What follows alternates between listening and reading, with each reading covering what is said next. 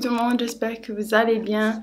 Dans cette vidéo, on va parler maternité / grossesse. Certains d'entre vous le savez, certains peut-être ne le savent pas. J'ai accouché en mars de cette année 2022 et c'est tout simplement mon 5e enfant. Je n'ai pas beaucoup documenté cette grossesse pour plusieurs raisons. D'ailleurs, j'ai envie de parler de tout ça dans cette vidéo. En même temps, je vais me maquiller, comme ça on fait une pierre deux coups. Bébé dort, le garçon il joue un peu, du coup vous allez sûrement les entendre faire un peu de bruit. Désolée pour ça, j'ai le micro, espérant que je puisse que le son soit ok pour vous. Il y a beaucoup à dire de la grossesse. Je me demandais si je voulais vraiment partager ma grossesse en ligne ou pas. J'allais vous parler de ça en faisant un gender reveal l'année dernière, peut-être vers septembre, et j'attendais impatiemment mon échographie pour savoir le genre de bébé. C'est avéré que la personne qui m'avait pris en charge n'a pas su me dire clairement si c'était une fille ou un garçon, et je pouvais pas faire de gender reveal ni pour ma famille ni pour vous. Je me suis dit que j'allais rien dire parce qu'au final, jusqu'au bout, je ne savais pas si bébé allait être une fille ou un garçon. Donc voilà, c'est un peu ça qui m'a... Déjà que j'hésitais, et ça m'a vraiment complètement... Non, je vais pas partager. Donc c'est une des raisons pour lesquelles je ne vous ai pas partagé tout ça. Une autre raison pour laquelle je ne vous ai pas partagé ma grossesse est qu'en fait, j'aime pas forcément filmer des vidéos lorsque je ne me sens pas bien. Et quand je suis mal, que ça soit fatiguée, énervée, triste, voilà. Tout, quand je me sens pas bien, j'aime pas filmer des vidéos.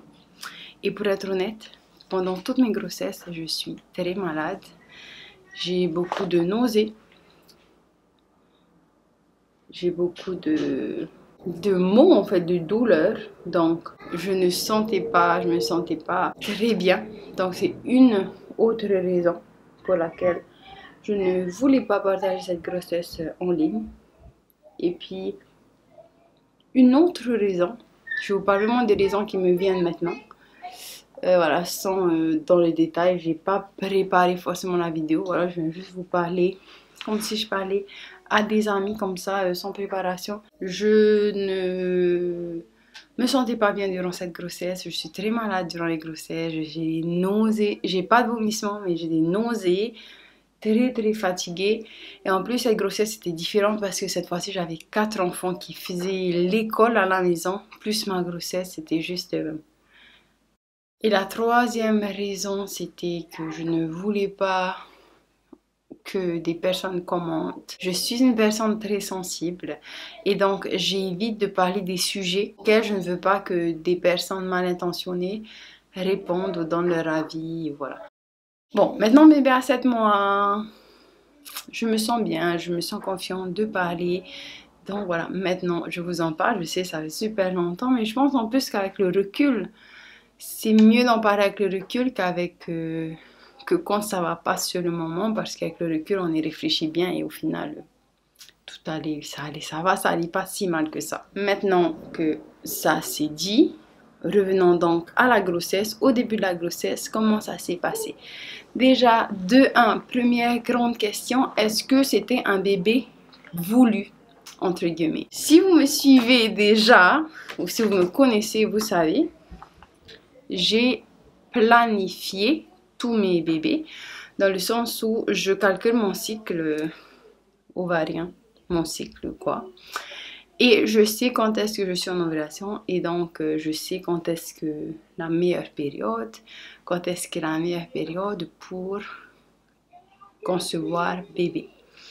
À part pour mon premier bébé, puisque je venais d'être mariée et que je voulais tout simplement être enceinte, tout le reste de mes enfants, je savais exactement. Je sais exactement le jour de la conception. En tout cas, les environs, je sais dans quel cycle ça tombe, je sais le mois où ça s'est produit, voilà. Donc, je planifie mes grossesses. Chose qui me rend plus sereine parce que je suis comme ça. Peut-être que je suis un peu contrôle freak sur les bords. Je me rends compte avec l'âge, pour être honnête. Et donc j'avais planifié cette grossesse. C'était assez compliqué parce que quelques mois avant que je tombe enceinte, donc au début de l'année 2021, moi et mon mari avons décidé que ça y est, on a 4 enfants, c'est parfait pour nous, c'est bon, je veux plus d'enfants, c'est fini. Et ensuite, j'avais 29 ans à ce moment-là. Ensuite, j'ai eu 30 ans et je crois que c'était la crise de la trentaine, clairement. Je me suis toujours dit depuis le début de mon mariage que, enfin même depuis plus jeune, après 30 ans, je veux plus d'enfants, je trouve que c'est difficile. Ma maman a eu 6 enfants, je suis l'aînée, j'ai vu un peu comment ça s'est passé. Voilà, tout ça, je me suis dit, après 30 ans, pour moi, non, c'est bon. Plus d'enfants, je veux pas être fatiguée, voilà, je veux prendre soin de moi. La grossesse, c'est quand même un sacrifice physique pour la maman, dans tous les sens du terme, que ce soit le corps qui change, mais aussi les hormones à l'intérieur, la fatigue. Beaucoup plus que juste physique. La grossesse, l'accouchement, l'allaitement, c'est beaucoup plus que juste physique. Du coup, je m'étais dite que après 30 ans, ça y est, je veux plus d'enfants. Et donc, j'ai eu 30 ans cette année-là, en 2021. Et j'en avais parlé donc à mon mari disant que je crois que je veux un autre bébé. Alors qu'on en avait discuté déjà, non, parce que aussi, suite à mes 4 grossesses, j'ai eu des séquelles déjà.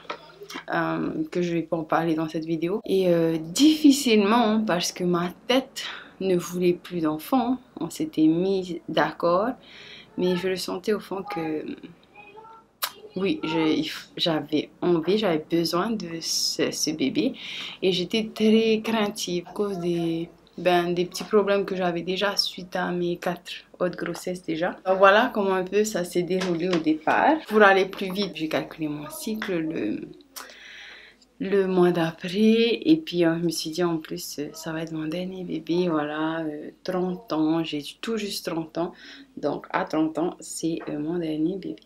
Du coup voilà, je suis tombée enceinte et la grossesse c'était comme d'hab. Dès le début, j'avais des nausées. J'étais très mal. D'ailleurs, je voulais vous documenter ça. Donc, je filmais régulièrement, mais je pleurais tous les jours tellement j'étais mal dans ma peau. Même après la 5e grossesse, c'est toujours pareil. Je suis toujours malade. Vraiment pas agréable. J'ai beaucoup de nausées, très fatiguée, anémie, j'enfle de partout. Bref, j'aime pas les grossesses. L'accouchement et l'arrivée de bébé, c'est quelque chose que j'aime beaucoup. C'est juste les 9 mois de grossesse qui sont durs pour moi. Et je suis quelqu'un qui aime bouger, qui aime faire des choses. Et c'est vrai que pendant la grossesse, je trouve que je suis un peu... Je peux pas faire ce que je veux. Je suis un peu emprisonnée. C'est ce que je ressens pendant mes grossesses. Et pendant cette grossesse, j'ai donc eu le Covid-19. Je m'en doutais même pas. J'ai cru que c'était les symptômes de grossesse pour vous dire. Et la seule raison pour laquelle j'ai su que j'avais le Covid, c'est parce que ce jour-là, la ministre de la Nouvelle-Zélande avait fait un appel en fait à tous les personnes qui vivaient là où nous on vit. Et on nous a dit d'aller nous faire tester aujourd'hui parce qu'ils soupçonnaient qu'il y avait beaucoup plus de cas dans notre région que les chiffres ne le montraient, donc que beaucoup de personnes n'allaient pas se faire tester. Et donc, on allait se faire tester. Et franchement, je pensais qu'il n'y avait rien. J'avais juste été me faire tester pour obéir à la première ministre. Et on est allé, moi et ma maman, faire ça. Donc voilà, on va se faire tester, puis on rentre tranquille. Dans la voiture, j'avais déjà des nausées. Je me sentais mal comme d'hab. Et le lendemain, on reçoit un appel. Parce que ici, si tu es positif, on t'appelle, si tu es négatif, on t'envoie un message. Et franchement, je ne me doutais pas. Et là, on me dit que, brièvement, tu as le Covid, tu es positif au Covid. Qu'est-ce que j'ai eu peur? Parce que nous, on était dans la vague Delta. Et en fait, on entendait beaucoup, hein, les femmes enceintes. C'est le pire des symptômes, c'est les femmes enceintes et les gens qui ont une immunité faible. Du coup, moi, je me suis dit, ça y est, je vais mourir du Covid. Et comment je vais faire? Et mes enfants, je peux pas les laisser. Enfin voilà. Raisonnement d'une maman, quoi. Bébé est réveillé. Espérons que je vais pouvoir faire ça. Et quel ce mois? Ça va être un peu difficile de tenir le miroir. Non, on n'attrape pas tout. En plus, elle attrape tout. Tiens. Donc voilà, je m'étais dit, ça y est, je vais mourir. C'est pas possible. Comment on va faire? Et en fait, pendant cette période, toutes les personnes qui étaient positives au Covid devaient être envoyées dans des facilities exprès, en gros, c'était un hôtel réservé pour tous les positifs du Covid, pour les isoler de la communauté. Et donc, on devait me prendre le jour même.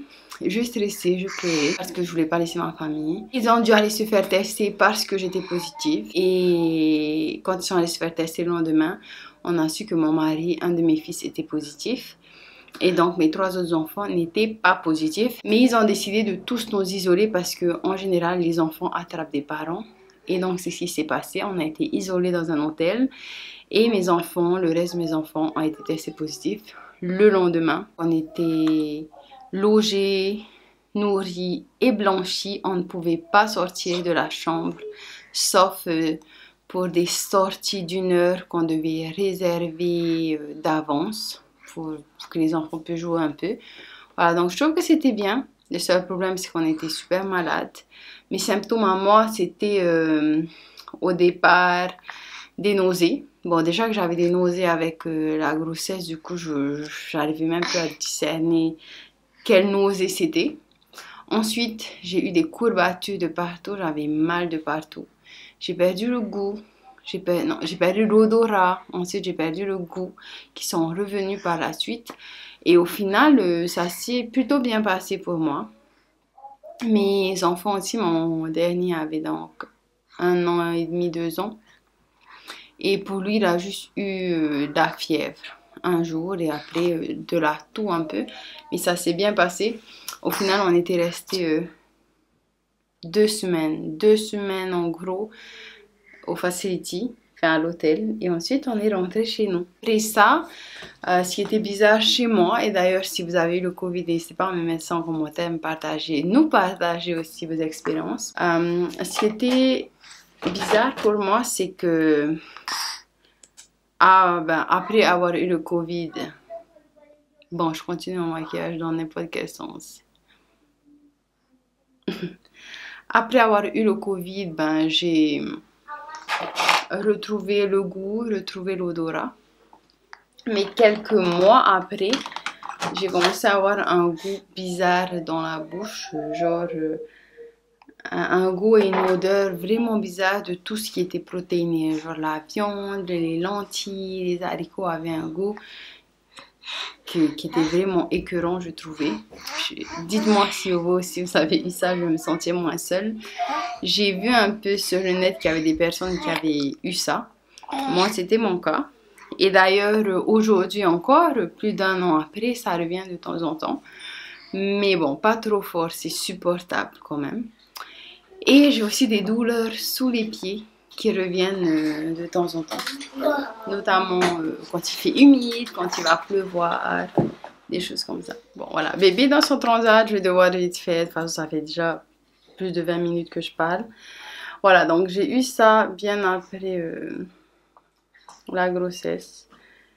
Et de temps en temps, ça revient, mais bon, c'est pas trop horrible, ça va. Et après le Covid, la grossesse, c'est bien passé. Bébé est arrivé à 41 semaines, je crois. Moi, vraiment, la grossesse le plus dur, c'est la fin de la grossesse. On n'en peut plus, quoi. En plus, il faisait chaud, c'était en été. Donc, c'était un peu compliqué pour moi.